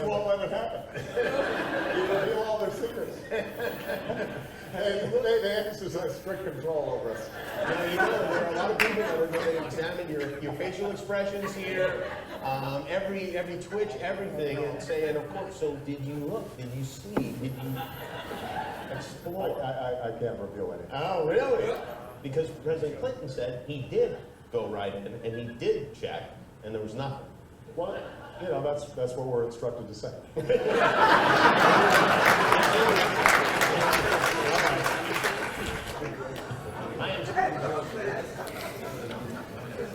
That is a limited hangout. That is a pre-inoculation. He scheduled himself on the show. The shows don't call up the president and say, Mr. President, we want you in. We want you to come in on March the 13th. We've got an opening. We'd like to fill the slot. No, no, no, no, no. The president's office calls them up. We want to be on the show March the 13th. Absolutely, you're on. And then he goes on and says, I want you to ask me about this. Pre-inoculation, okay? Now, so where's this all leading? We're leading to get congressional hearings. We're making progress. We're getting there. There's no question, all right? Two of the most important congressional hearings in all of American history were, of course, the McCarthy hearings in the 50s and the Rand-Contra hearings in the 80s. There have been many others, watched by millions of people. Let me be clear, if we get hearings for the witnesses, the military agency political witnesses before the House Intelligence or Science and Space Committee, they will be the most watched hearings in all of history. Untold, hundreds of millions of people will watch those hearings. And of course, the truth embargo will be over. It's that simple, right? And one of the reasons, there are two fundamental things that are driving the discussions on the Hill that I am having. It's the raw meat that I'm putting in front of them, in front of a Congress that is now controlled by the Republican Party, meaning all the committee chairs are Republican members. And it is the Rockefeller Initiative. I shall be brief, all right? But here it is. In 1993, Rockefeller tried to get Clinton to release all the UFO files. The effort went on for 3 years. Hillary Clinton knew all about it. Bill Clinton knew all about it. John Gibbons was the head of the OSTP where the discussions were held. John Podesta knew all about it. Webster Hubbell knew all about it. And of course, the principals, Rockefeller, his lawyer Henry Diamond, C.B. Scott Jones, his right-hand man and the head of the Human Potential Foundation, and journalist Richard Farley knew about it, as well as a bunch of researchers that were involved and actually met with Rockefeller at his ranch in Wyoming. And of course, Al Gore knew about it, Bill Richardson knew about it, and Leon Panetta knew about it. Because Leon Panetta was the chief of staff during the Rockefeller Initiative. Richardson was a close friend of the Clintons and became the Secretary of Energy. Al Gore was his, brother-in-arms vice president, very, very tightly held. And John Podesta was a key advisor at that time, became chief of staff in the second term. Webster Hubbell was the associate attorney general, who, because Clinton asked about the UFOs over at Justice and contacted a couple of other agencies, and they immediately indicted him and put him in jail.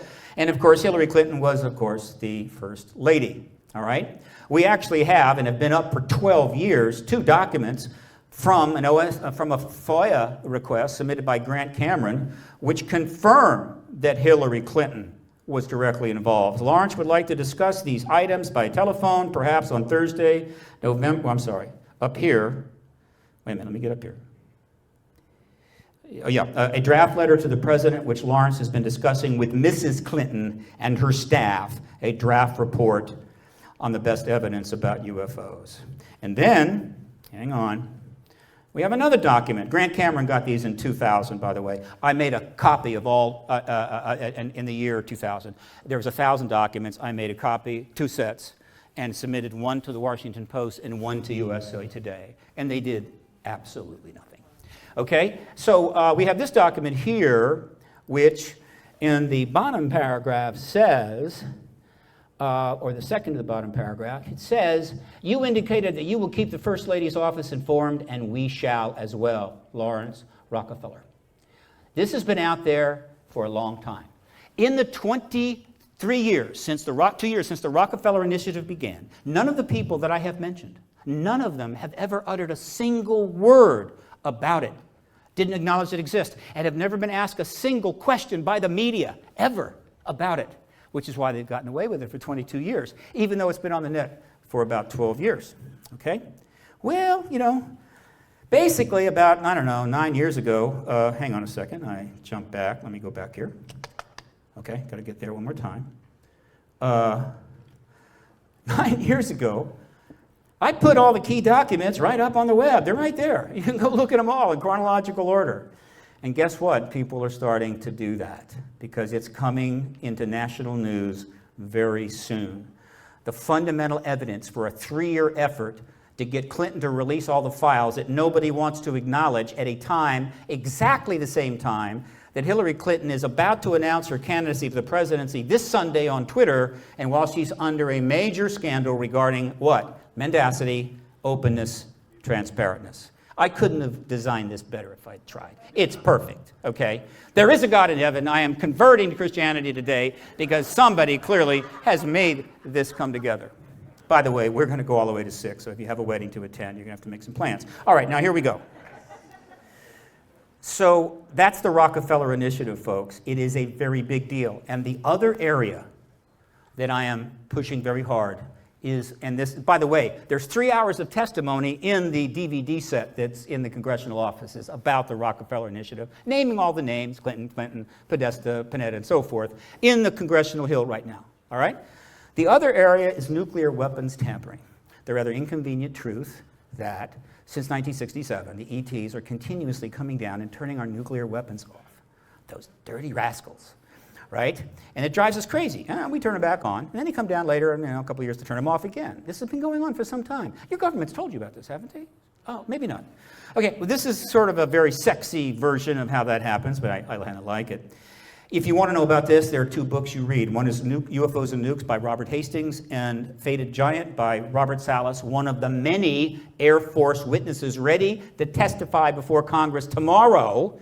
Air Force captains with national security clearances, first-hand testimony to craft coming down and turning off our nuclear missiles. I think that's news. I think that's kind of news. I think it's national security. What do you think?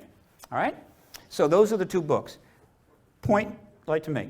Robert Hastings, with no disrespect to all of my colleagues and other researchers, as regard disclosure process and what's going on right now, the 2 most important researchers in the world are Robert Hastings and Grant Cameron. Because Grant Cameron is the one that did the FOIA that got all the documents on the Rockefeller Initiative and then set up the presidentialufo.com website, which has huge amount of material about all the presidents and a whole lot of material about Clinton and the Rockefeller Initiative. It's been up there for years. His work is absolutely critical to this. And the other thing I'm pushing on the Hill, we're moving along pretty good now, is that we're not the only nation in the world. And that if we keep kicking the can down the road, Vladimir is going to tell the people the truth about the ETs. He's going to be the disclosure president. And if he balks, Xi Jinping of China will be the disclosure president. And if you are, an American politician, if you're the president of the United States, I assure you, the last thing you ever want to do is to walk out in the East Room of the White House and say to the American people, I really didn't want to tell you this. It's kind of been awkward, a little uncomfortable, but Vladimir, damn him to hell, has spilled the beans and told the world there's an ET, ETs are here, and so there's ETs here. You don't want to be that president. It will be a geopolitical catastrophe for the United States, and any catastrophe for the United States is a problem for you. It's good, probably best that we do it. But there's another possibility. What happened to that slide? I lost it. I forgot to bring it up. No problem. So, where is this heading? The slide has a big picture of a gentleman by the name of Harper, who was a prime minister of some country. He could do it. Okay? So that's not going to happen. Okay, now, where is all this heading? It's simple, right? You drive the press, you have the meetings, you get them to start making statements like you've just seen, and eventually you hit a critical mass, and the media bites down. It's the media that will bring us disclosure. These are what we call political media, all right? At some point, they've had enough, and they jump into this story. And instead of just writing up stuff, they're starting to ask Podesta questions, and Hillary questions, and Bill questions, and Obama questions, and Panetta questions, and Richardson questions, and Al Gore, bless his heart, questions. And what are they going to say? We got 1,000 pages of documents, prove it all, right? Well, guess what happened? In the media situation, which I'm going to cover very quickly, right?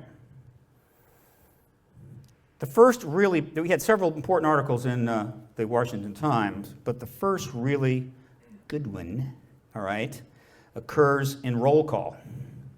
Warren Rojas. Huge article in Roll Call. All right? This is it. That's their article in Roll Call magazine that's seen by everybody on the Hill. It includes interviews with some of the committee members, former members of Congress at the citizen hearing on disclosure.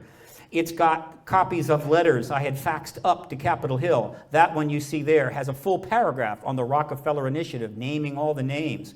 It's got the link to the video of, you don't see it here, but the Kimmel Show. And it has right here, for the first time that I am aware of, let me see if I can find it, it is a link. Oh, where'd it go? Hang on. I'll find it. I think it's linked. I know it's here. There is a link to the Rockefeller Initiative right there. Can you see it? You click on that and it goes to the page I just showed you.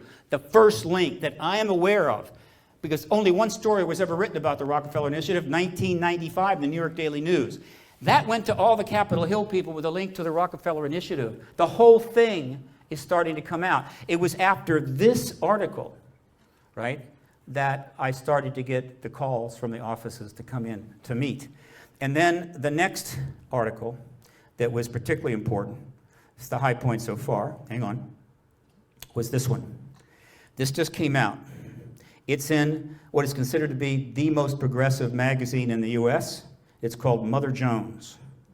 And this extensive article appeared in Mother Jones on April the 3rd, right? Now, you know Hillary just loved to see that, you know? Oh, let me tell you, her people were thrilled about that, okay? And he gets into it all. He names all the names. He talks about the Rockefeller Initiative. It goes on, it goes on, it goes on, it goes on, it goes on. He's got the Podesta tweet in there, right? Her soon-to-be advisor. Rockefeller Initiative is in there. Got another link to it. Mother Jones is a pretty well-followed magazine in the United States by the left, let me tell you. And he is the first reporter in 22 years to ask a question about it to the Clinton empire, Clinton team. And he got a response. He got it from Clinton's spokesman named Nick Merrill. He finishes the article with that. Here is what the Clinton team had to say. Asked for clarification of Hillary Clinton's stance on UFO disclosure, a spokesman for her office responded by email, "Our non-campaign has a strict policy of not commenting on extraterrestrial activity." Mistake. Okay? He's going to eat those words. But that's the best they could come up with right now. We have them in a corner. She's running out of room. She now is going to announce as president. Once you announce as president, everything can go back on the table. We didn't get it quite out in 2008. It's coming out now. And the moment those questions are asked, the truth embargo's days are numbered. Or we get the congressional hearings, and the truth embargo could be over. All right? And when the media bites down, that's what you get. When they finally decide enough is enough, that's what you get. And so if you're the press spokesman for the White House, or the Pentagon, or the CIA, or the NSA, or the State Department, and that one person goes out in front of the microphone with 150 reporters to ask them the questions, that's what they're going to see. You don't lie to that.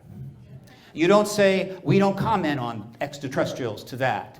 You tell the truth, or they will eat you alive. Bill Clinton found that out when the blue dress. By the way, in this article, I'm not going to just point it out, but in that article I just showed you from Mother Jones, bless his heart, he actually refers to the Rockefeller Initiative, using a quote that I gave him, that the Rockefeller Initiative is the exopolitical blue dress.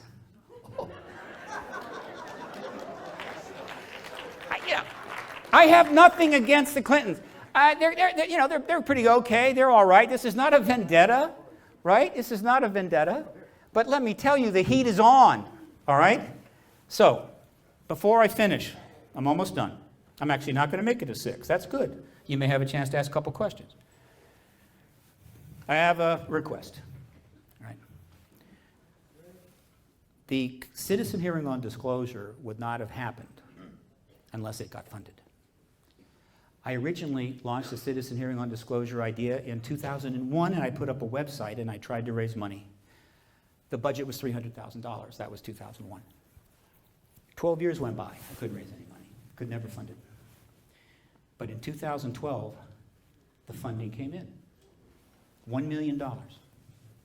And that $1 million made it possible to put that citizen hearing on, which ended up costing $750,000. Okay. The rest got spent on other stuff.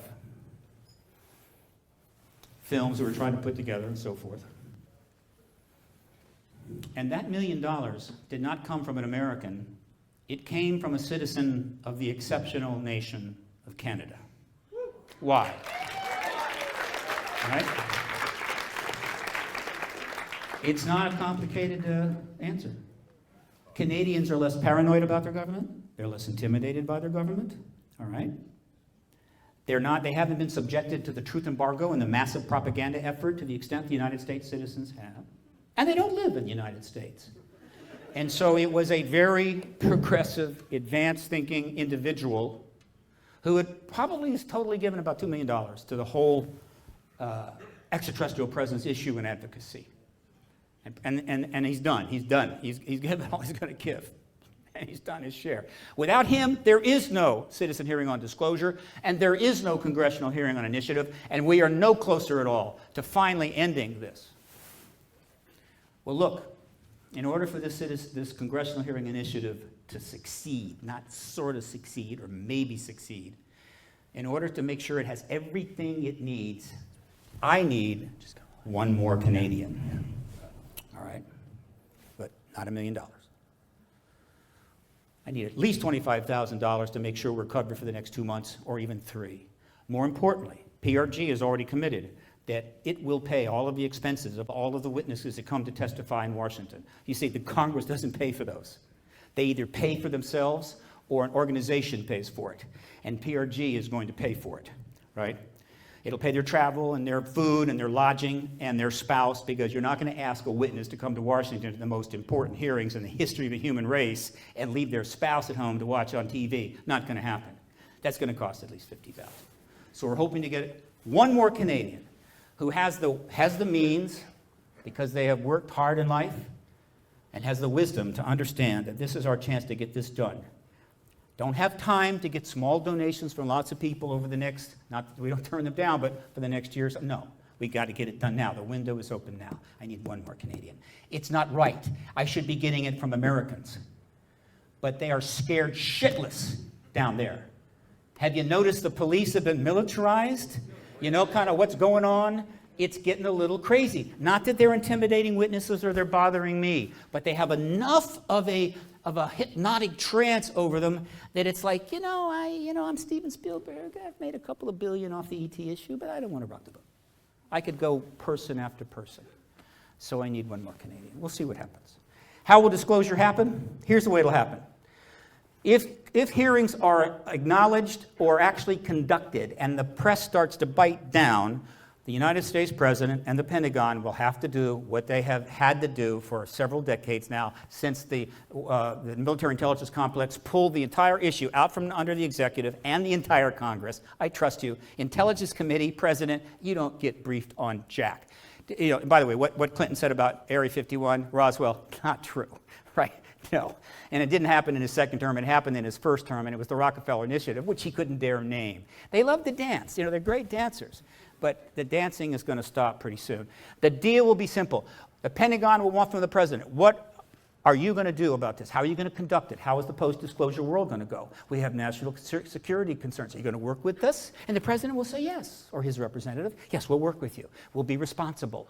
The president will say, and you're going to back me up, right? You're going to provide me some nice government evidence I can show. And when they come to the Pentagon to ask about it, you won't say, ETs? What ETs? No, you will back the president up. And once that deal is struck, the president can go in front of the American people. That is what we're seeking.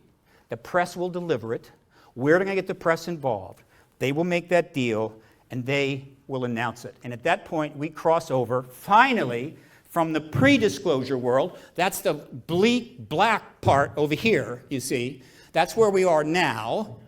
That's where Syria and Libya and ISIS and Iran and Iraq and the new Cold War with Russia and the destroyed environment, right? And, 2 billion people living in misery. That's where they are. And we get to move into this. This is the nice world with the big galaxy in it, very colorful, very nice. That's the post-disclosure world. All we have to do is get through that line. This line is disclosure. And until we get it, that line might as well be a 10-foot brick steel wall. But once it's down forever. Who is committed to that? Who is prepared to get the truth now? Not when the government feels like giving it to you. Not the truth that the government wants to screw around with. The real truth with the media behind you. Who wants it now? Not in 10 years, not in 20 years, not after the next nuclear war. This is activism. This is realpolitik.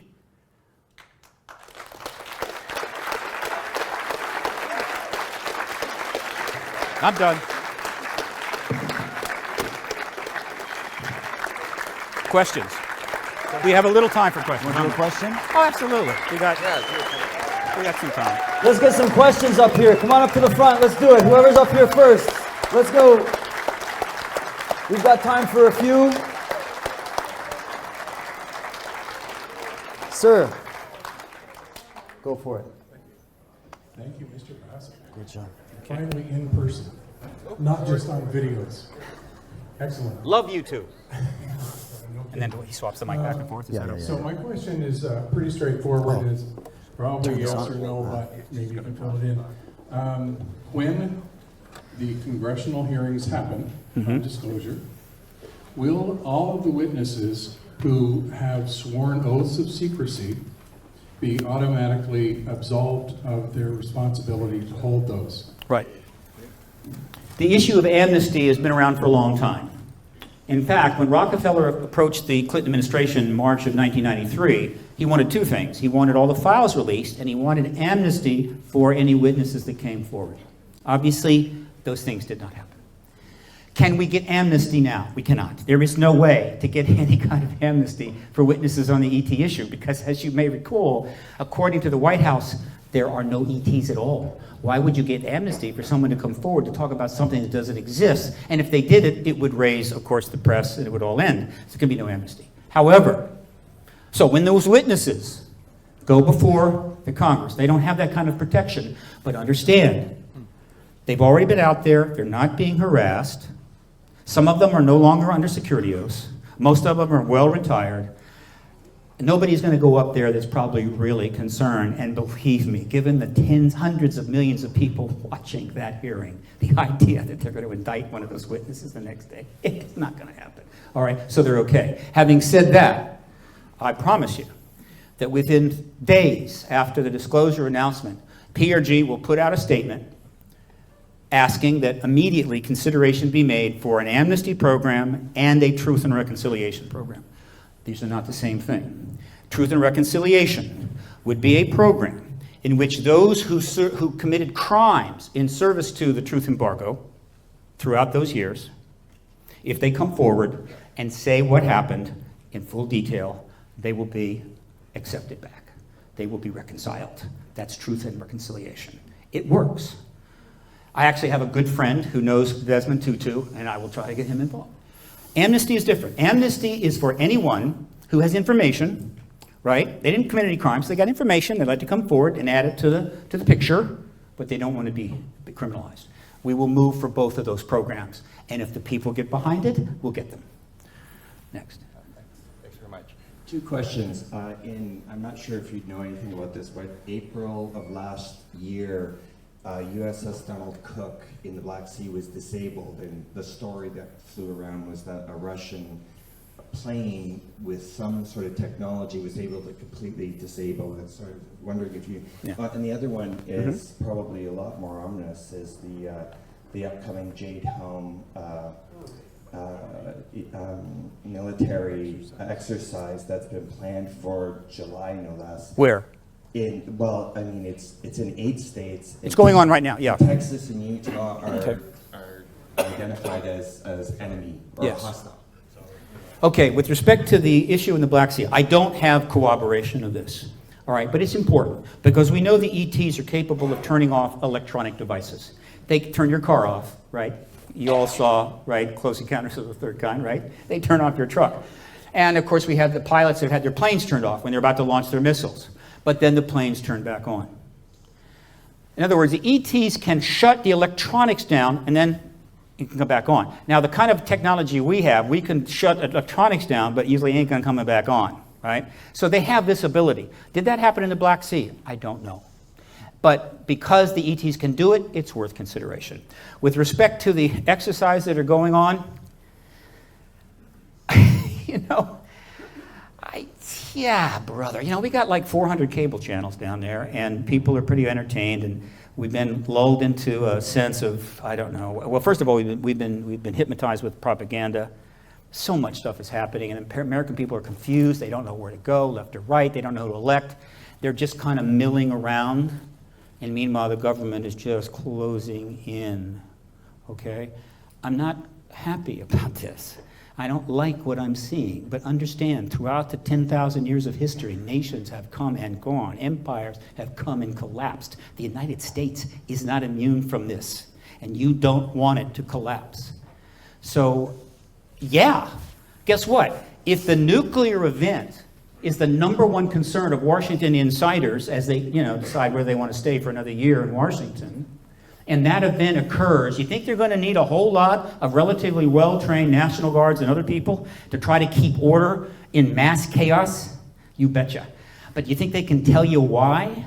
Why they have those liners? Why they built that underground Capitol? No, because then they'd have to acknowledge certain things. And the American people basically cannot handle any truth. And the great irony of that is when you look at the political leaders, the people in the United States that can't handle the truth is them. Not us. We can handle it. They can't, right? We need them to tell us the truth. We'll take it from there. It's the irony of the whole thing. They think they're so special simply by the fact they have money or they were elected that they can handle these hard truths, but the people can't. And so what's happening, trust in government in the United States is collapsing. The approval rating of the Congress is currently 13%, which I remind every staffer that I meet. Next question. Hi, sir.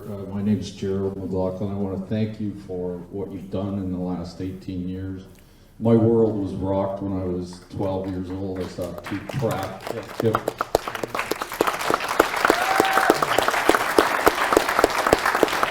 I saw two craft fly over my head when I was 12. Yeah. Totally expanded my mind.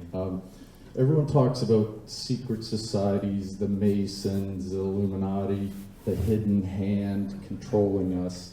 Jay Widener calls them the Archons. Just your opinion on, I'm looking 15 years down the road with my business, 15 years of retirement.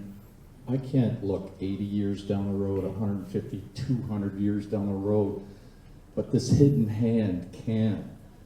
What do you think it is? Are they large-brained hominids? Do they have resurrection technology, soul and intelligence technology, time travel, any combination of that? Last quick question. How will these slides in Mexico City on May 5th? Okay. What do you think? Thank you. If disclosure triggers, I hope, the greatest age of institutional reform in human history. The greatest because of the mass communications we have, the internet and everything else. So that you have, there has been reforms in the past. You get a bunch of serfs out in the field, they're not even educated, and somebody makes a reform over at the castle. No, I'm talking about reforms in which hundreds of millions of people are participating in because they got iPhones and internet and all that stuff. Greatest age of reform, one of the things that is going to have to be reformed is secret societies. They have to go, okay? They have to go, okay? Now, there's all kinds of them, and we understand why they were there, because if you didn't do stuff in secret, 1,000 years ago, the king would come and kill you. I mean, we get that. There's a place for it in a way, and private citizenry is important. But the use of secret societies in order to influence power and get stuff for yourself, that's got to go. So how will that happen? It'll be slow, but it'll be mostly peer pressure. It'll come a point where if you're in a secret society and anybody knows it, they're going to go, get away from me. I'm telling you, with you. And people go, what? Now, one of the great moments in terms of secret societies happened in a presentation, 2 presentations that occurred back to back, 2 nights in a row on the Larry King Show. This was the election between John Kerry and George Bush, George W. Bush. And because of a book by Alexander Robbins, which you need to read, called Skull and Bones, Fleshing Out Skull and Bones, fantastic lady, go read that book. Anyway, it sort of got out there that George W. Bush was Skull and Bones, as was his father. Now, of course, the press never gets into this. They don't talk about it at all. But in this case, because of the book, they asked George a kind of a question about it, and George gave him a funny little response, what secret or whatever, they don't talk about that. Yeah, it's laugh, laugh, laugh, laugh, and it's done. Well, I knew he was Skull and Bones. No big deal. So was his father. I know that. The whole organization is designed to do nothing but elevate each other into power. They hold rituals in their mausoleum on the Yale campus where they all get naked and they sit around in circles and they tell each other their deepest, darkest secrets. Why? So they all have stuff on each other, so later on, nobody screws with you, okay? A wonderful concept. The very next night, they brought the other candidate on, John Kerry. And it was when I learned that day, I didn't know. He was also Skull and Bones. And they asked him a question about Skull and Bones, and he said this funny little answer, about, we can't talk about that, and they moved on. And I realized that in this pretty important election, 2004, George Bush was in deep trouble. The Iraq War was, of course, on its way to becoming what many consider the biggest mistake in the history of the United States. We had two Skull and Bones men running against each other. Post-disclosure, for God's sakes, one of the first things I'll be looking for is for the Yale campus to kick those idiots the hell off of their property and let them run their mausoleum somewhere else. Another question? Okay. I just want to let you know as well that Modern Knowledge is conducting a live stream event with Michael Tessarian from Belfast, Ireland. He's one of the preeminent researchers on secret societies, the Illuminati and whatnot. He's got some very, very interesting points to add. So if you're interested in learning a little bit more and backing up what Stephen just said, check that out May 2nd. Oh, yeah, Mexico City. City. Yeah, that's kind of tricky. Look, I know Jaime Maussan, I know Tom Carey.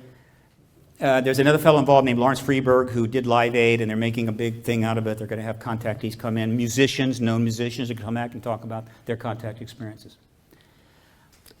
And there's going to be 2 slides. Look, it's a show. It's going to be a big deal. It's going to be a lot of people watching. It's going to raise awareness. It's going to be kind of fun, and a huge number of Mexicans are going to watch it on Televisa or Univision. And that's okay. But understand, there are no smoking guns. There isn't like, oh, I got a piece of metal from the Roswell crash, or here's 2 slides, and that, oh my God, that's it. There's no such thing as a smoking gun. The impact of this evidence will be quite modest, all right? And they will do their best to demonstrate that there's some validity to this, and there may very well be. That's cool. It's okay. No problem. They're making it kind of a show, but hey, Steven Spielberg, he puts on movies about extraterrestrials that make $600 million, right? I could like to have a little of that, but nevertheless, I don't denigrate that he does that. And of course, Spielberg's movies have done as much as anybody in the world to raise awareness of this issue. So it's all part of that. All right? But people are getting a little worked up thinking, this is it. They're going to see the actual, that's it. And then the whole disclosure is going to happen. No, that's not the way it works. It comes from working with the press, working with the Congress, working with the government people and so forth to finally get the policy changed. But I'll be watching, or certainly looking forward to see what happens. Anything else? Stanton, yeah, that's it. Hi, I just wanted to ask you, I haven't really heard this mentioned very often, or during this lecture. Dr. Stephen Greer, he's been involved in disclosure. And I was wondering if you can tell me what he is working on right now and your views. Stephen Greer has been involved in this since the late 1980s, longer than I have. I entered in 1996. He put on one of the most important things he ever did was the May 9th, 2001 press conference, which was held in the ballroom of the National Press Club, where he brought in 18 witnesses to speak for a few minutes to about 100 media that were there. It was a big press conference. I was there. And then they produced a videotape of 75 witnesses. Okay, this was in May 9th, 2001. It was that event that solidified in my mind the idea of a mock congressional hearing. Not 18 witnesses giving a few minutes of statements in front of the press over a 2-hour period, but 30, 40, 50 witnesses testifying before former members of Congress over many days. But that was a significant event, and it would have had a lot more impact if 9/11 had not taken place just 4 months later. This is the problem that we have. One of the reasons I'm in a hurry to get disclosure is because the next 911 is just down the road.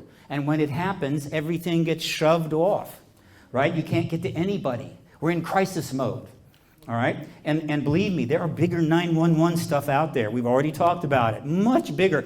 And if you recall the response of the American government to losing 2 very big buildings that were outdated, a hole in the Pentagon, and about 3,500 people. The response was to destroy 6 nations, kill about 2 million people, create 6 million refugees, huge amounts of infrastructure gone, and create a morass in the Middle East that may never be solved in our lifetime, barring a major event like disclosure. What do you think the response of the American government will be if somebody explodes a kiloton bomb on the Mall of Washington? You want to measure that?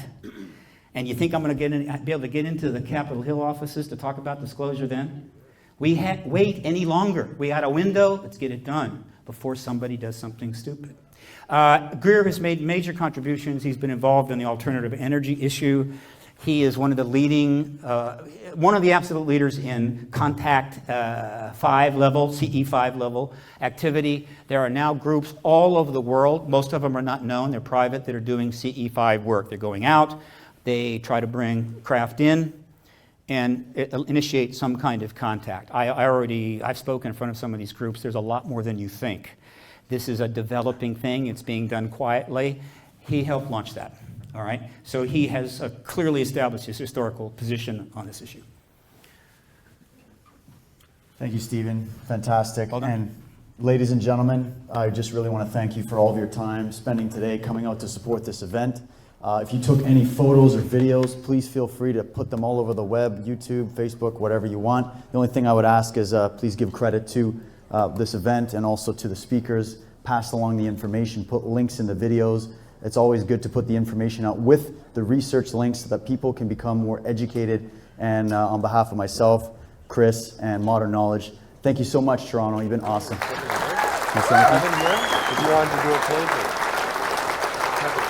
Can I have Kevin Najawan to the stage, please?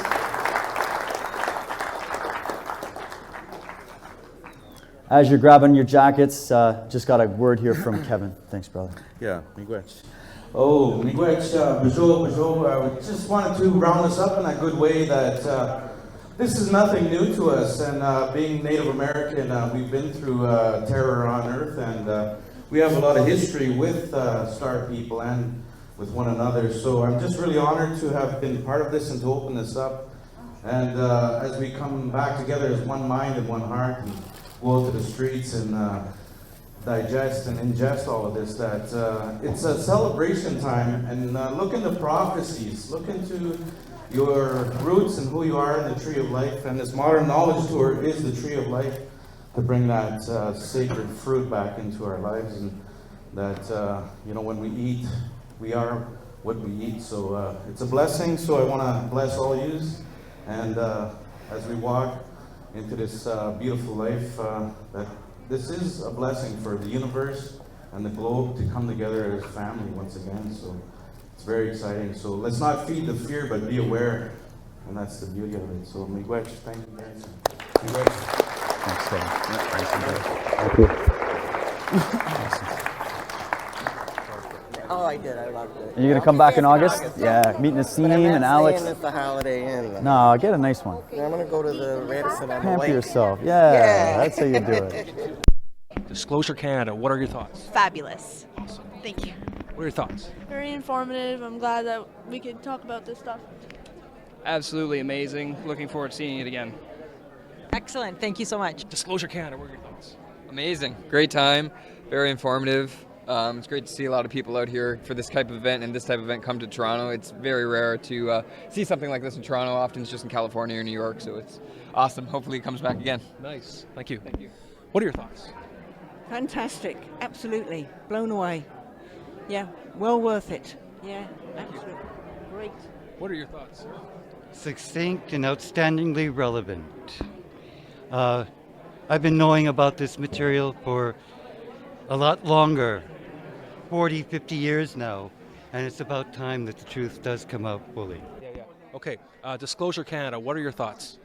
I think I have a lot of thoughts. Everybody's working towards disclosure, but what happens when disclosure gets here? Well, nobody really talks about what's going to happen afterwards once everything's wide open. I mean, what happens with world religions? There's going to be like a lot of pissed off people on the planet when they find out that this information has been kept away from them all these years, all these generations, and people are going to wonder, why did we go to all these wars for in the past, and why did we go to all these churches and temples in the past? Where does religion stand in all this once disclosure is here? Like, no one's really talking about, okay, when disclosure gets here, then what? This is a lot to think about there, That's what I'm worried about. Do you think if the governments and media do not disclose aliens are real, and that the aliens will disclose themselves to the world? Absolutely. I think they're doing that already with all the sightings and the contactees coming out with their stories of their eyewitness accounts and abduction stories and experiences.